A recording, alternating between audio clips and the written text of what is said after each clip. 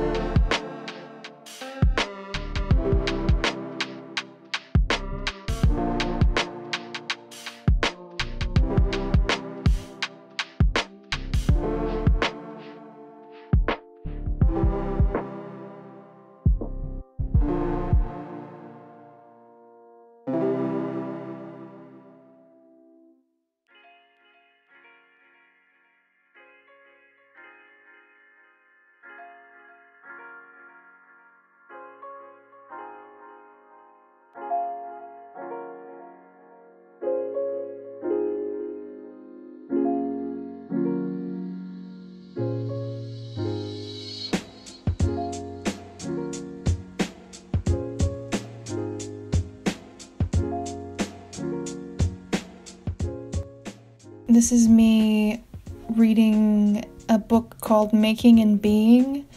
It's a little bit hard to find. I think I had to order it from a Canadian bookstore. It's sort of a collaborative text, a workbook for teachers that's by Susan Jehoda and Caroline Woolard. And they're a part of this group called BFA, MFA, PhD, which, they're like trying to provide more educational resources to people coming out of academia. This book is really interesting because it essentially provides a lot of different worksheets and techniques for teaching in a kind of recuperative, embodied way, if that makes sense. So it's kind of like fusing mindfulness with teaching. So there are some useful exercises in there, but I found this because my friend Becca had it, and just the huge spine stuck out on her shelf, and then I was looking through it and got really into it, so I had to have my own copy. But yeah, it's a really helpful resource to just kind of think about your relationship with your students a little bit differently, and I wanted to take some of the worksheets in there in consideration when I was drafting my teaching syllabus that I submitted to this gallery. So essentially I contacted a gallery in Birmingham, which is close to where I live, and had been asking them some questions. They had a teaching artist position available that essentially is for like high schoolers. The person I was talking to, the head of the education program, he said it was for 9th and 10th graders. We are meant to prepare them for potentially advanced placement classes or going to college for art. So I was writing a syllabus for that. I submitted it, and now I have an interview set up in a couple of days over Zoom, and I'm really nervous about that, but it's been really helpful for me.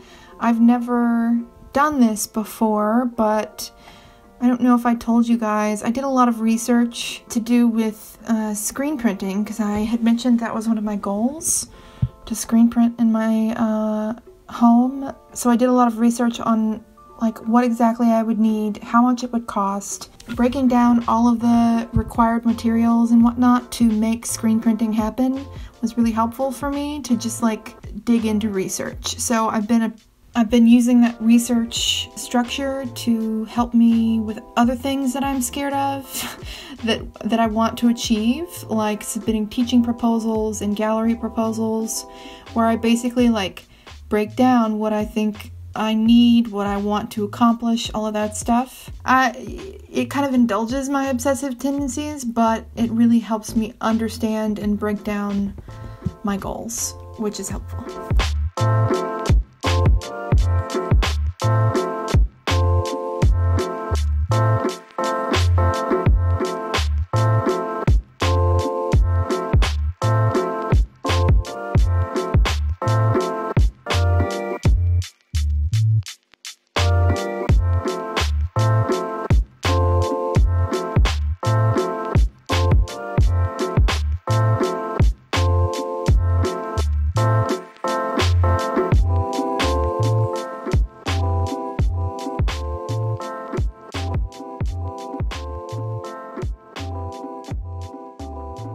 I also started a new pattern painting, so I've done 3 of these now, and this will be the 4th. I'm thinking I'll stop at 6, maybe. I really enjoy the process of making these, but am still unsure of how exactly I'll use them once they're done. I definitely want to cut them up into kind of quilt pieces. Initially, my plan was to sew them together, like piece them exactly like a quilt. But then I got to thinking that, like, you know, the whole nexus of this project is me sort of talking about patterns within textiles as a metaphor for social patterns that determine how we form our identities and how we build our communities. And I don't think that just sewing them all together is critical in the way that I want it to be. So, like, now my plan is to piece them together but have gaps between each piece and essentially sew those pieces on top of a painting. And I don't know what I want the image to be underneath all of these pieces, but it'll be difficult to read and will kind of like further that fragmentation of identity. These are things that I'm really interested in as a queer person that has largely lived in places that were not hospitable to my identity.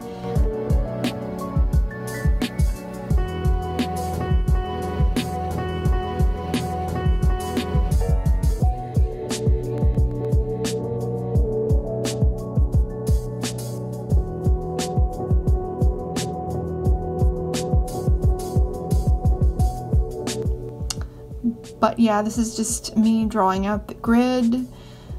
These are always really fun to do because I have to figure out as I'm constructing the grid,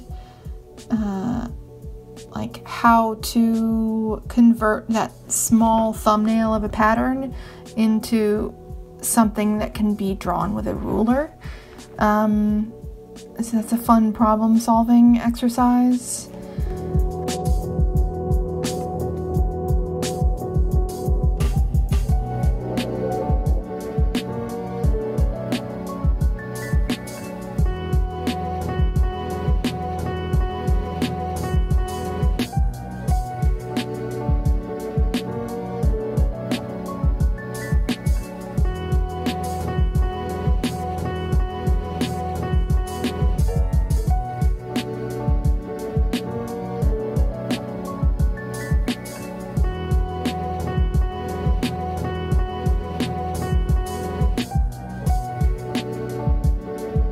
And here I'm just like testing to make sure that the shapes work the way that they should.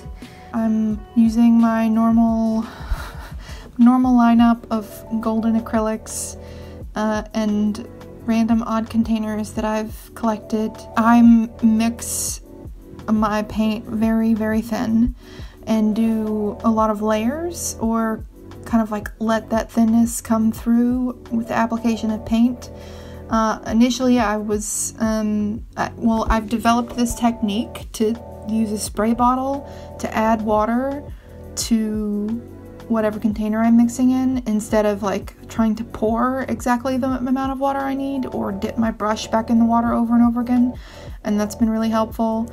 And I also started using a hairdryer to dry in between layers, and that makes everything happen so much more quickly, which is great for me. I work incredibly fast when it comes to painting and like want to work quickly. So that's part of the reason why I haven't investigated oils. I don't know if working slowly would be better for me, but I like working quickly. So yeah, drying between layers helps a lot. I can like really knock a painting out, and in the case of these pattern paintings, like that's great because I know exactly what I'm going to do from the beginning. With other less planned paintings, I don't mind the drying between layers because I need that time for thinking, but with these I just can go straight through. And I've also been mixing colors in these sealable jars. And this lavender I used in the red and purple pattern painting that I did, and I had some left over. So I've been trying to kind of continue the color scheme, use leftover colors from previous pattern paintings, and I'm kind of doing my sketchbook plans based around whatever leftover colors I have.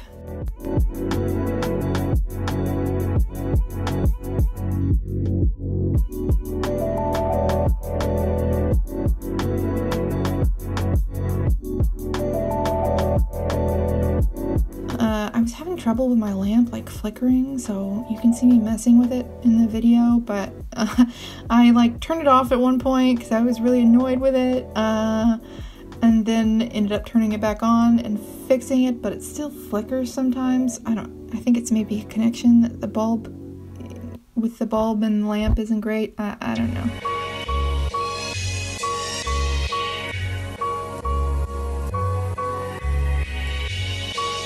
I also select paint brushes based on what shapes I'm painting. So I tend to pick flat brushes, but sometimes rounds work really well. It really depends. So this is a really small flat brush that I'm using. I want a kind of streakiness between the top layers and the underlayer that I paint. I just like that kind of optical mixing that happens.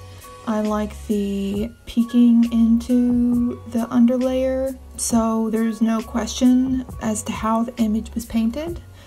I really like paintings that function in that way, where you can like look at them and kind of feel yourself painting them. I feel like makes you have a more personal relationship with the artist because you feel like you are the artist because the painting is so legible. But I mean, I don't know if that's something that other people experience when they look at art. Maybe it's just an artist thing. I don't know. But I mean, that is kind of a term that art critics and art historians talk about, is like the artist's hand being present. So I suppose that's what I'm trying to do.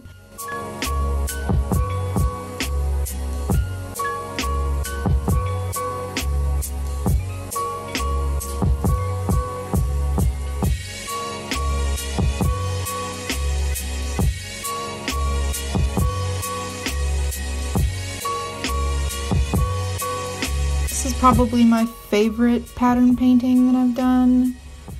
I just really love the purple and the yellow together, and I really varied how dark I went in certain passages, and it's like lighter in others, so there's this like rhythm that happens, and the pattern all together, it looks like a bunch of buttons that you like really want to press. Yeah, so this was a really pleasing thing to do. This is the next day where I am kind of drawing out potential future pattern paintings. I like to kind of plan way in advance, and then whenever it strikes me, paint the thing. I did several sketches this day, and I'm not really committed to any of them. They're all kind of based around plaids, and how like a woven plaid has this optical effect where one passage will be all blue, one square will be half blue and half red, and then the next passage will be all red, if that makes sense. So I wanted to like translate that into a painting.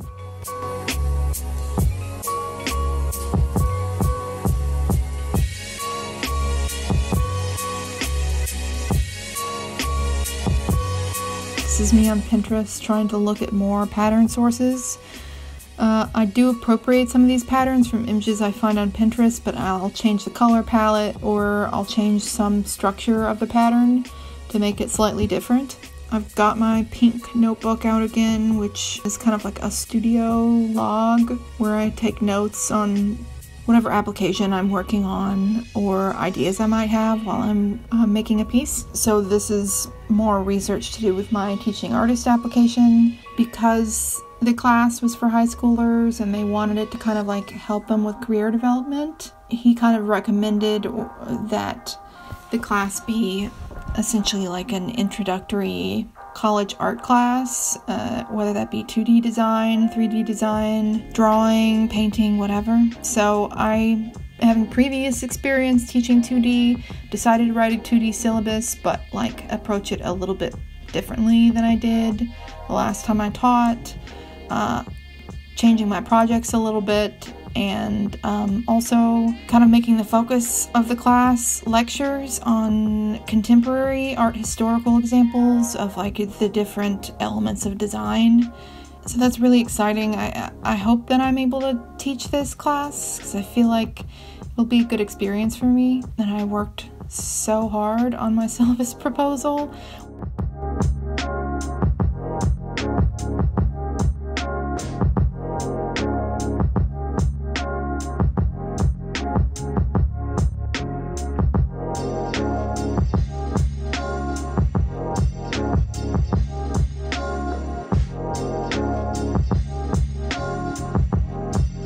This week I also was getting in a lot of shipments of stuff that I had ordered, so I ordered some postcards of my pattern prints. I ordered some sticker sheets that I had designed several months ago, and I also ordered a zine that I had made.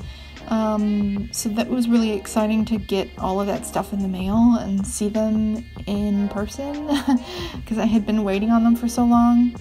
I'm trying to focus more on developing my shop, but, you know, am self-conscious about it still. I'm self-conscious about needing money and asking people to buy things from me, because at any other point in my life, I've had some other kind of job, a teaching job, or really mostly retail jobs where I have a stable income. And I mean, the job makes me incredibly unhappy, but I still don't have to worry about paying my bills. So all of my artwork was whatever I wanted it to be, and I didn't worry about selling it at all. But now I'm in a position where I don't have another job, and selling my artwork is my primary form of income. So I am having to shift my practice a little bit toward making more sellable things, and I'm very self-conscious about it. I feel like I'm cheapening my work a little bit. I feel like people are judging me and that they think I'm selling out or that my work isn't as good as it used to be. But I have a huge fear of like people perceiving me in a negative way. And some people are going to perceive me in a negative way, and it's fine. Like, I'm doing what I need to do to be happy. So that's where I'm at. I also had a meeting with my studio group over video chat, and that was really fun. It's always nice to meet with them. Our meetings keep getting longer and longer. It started at like an hour and a half, 2 hours, and now we're at like 2 hours and 45 minutes. So yeah, I mean, it's always really fun to talk to them. I feel like we struggle with a lot of the same things. I really implore you, if you're an artist, to find your people and to meet with them regularly and talk with them about all of the things that you're struggling with, because it's been such a huge help for me. I feel a lot more secure and stable in my opinions and in my approach to art, and I feel like I have a support system to where if I'm applying for something, I can be like, hey, check this out, and they can look at it and tell me if there are problems with it. So I know if I'm submitting something that it's been reviewed and is as tight as it can be. So that's a good feeling, and I really appreciate them as people. They're amazing. So yeah, this was a good meeting. It was funny because one of the people in my group, they were freaking out about applying for a teaching position at the same time that I was freaking out about applying for a teaching position. It's just like the ways in which we align sometimes about how we're struggling with particular issues is wild and really grounding, frankly. So yeah.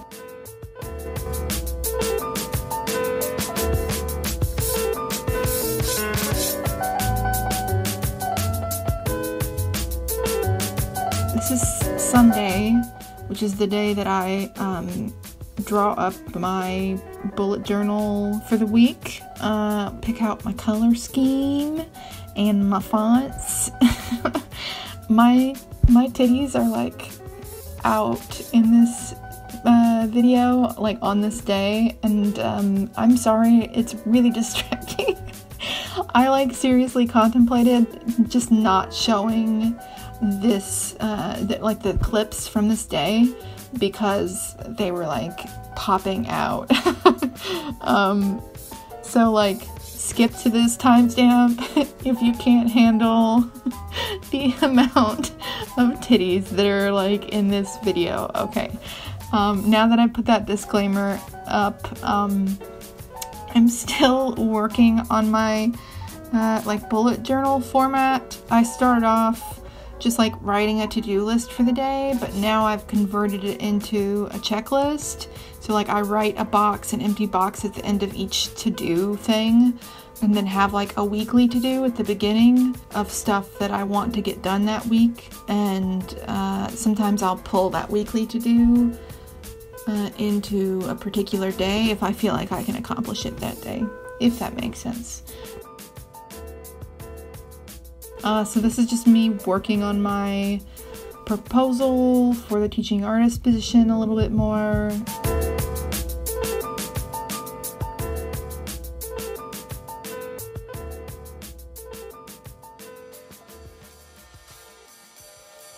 Here I am packing up an order. These are all of my drawings. I keep them in these like metal drawers. So I'm just looking for something that somebody had bought. That one on the top was a collaboration that I did with a poet that I really like how it came out. Now I want to do more things with like stenciling and like layering thin layers of color over a drawing or painting. I think it has a really interesting effect. So typically when somebody buys a drawing, I put it in these cellophane sleeves. This one happened to already be in one. I take the time to handwrite them a thank you note. I stamp my logo on the back of the note that I write and also on the shipping envelope. And I have a do not bend stamp that I carved as well, that I stamp on the outside of the envelope. I knew that I needed to come up with a better solution for shipping that like made me enjoy the process, and what's been most helpful honestly is writing the handmade thank you notes and doing the hand carved stamps, because I feel like I'm connecting with the people that are buying my work, and there are some people that have bought multiple drawings from me, and so it's like I remember their name. It's like, I don't know, it feels more intentional.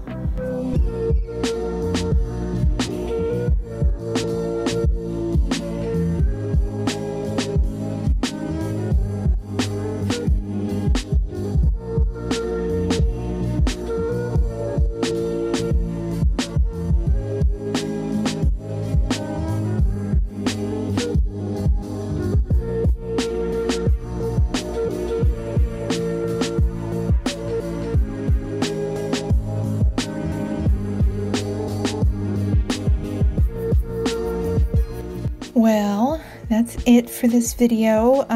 Thank you guys for watching, and we'll hopefully see you next week. Stay safe and happy and healthy,